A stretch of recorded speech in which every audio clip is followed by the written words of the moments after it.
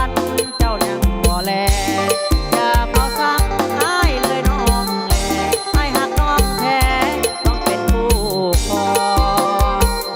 สาวนาวังเหนืออย่าเฝ้าเบื่ออ้ายเลยละน้องขอสัญญาว่าจะแต่งน้องเป็นผู้ครองวันน้องแจ่มจันทร์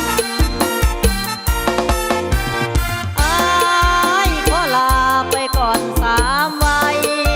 หากมีบุญจะมาใหม่หักขวัญใจอะไรไปฝันนับแต่วันนี้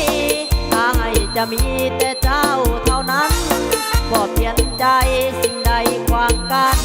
จะซื่อต่อกันจะได้นายแน่จากเจ้าไปแต่หัวใจ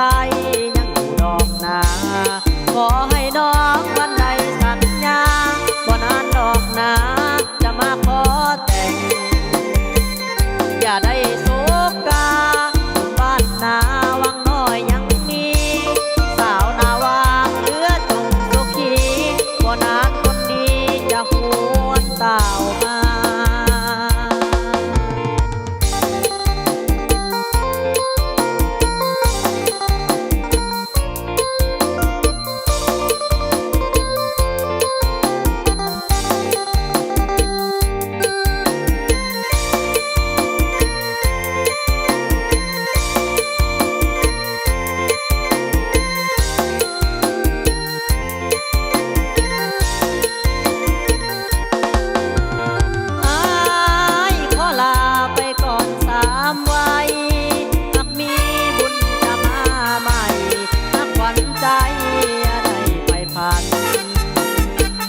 นับแต่วันนี้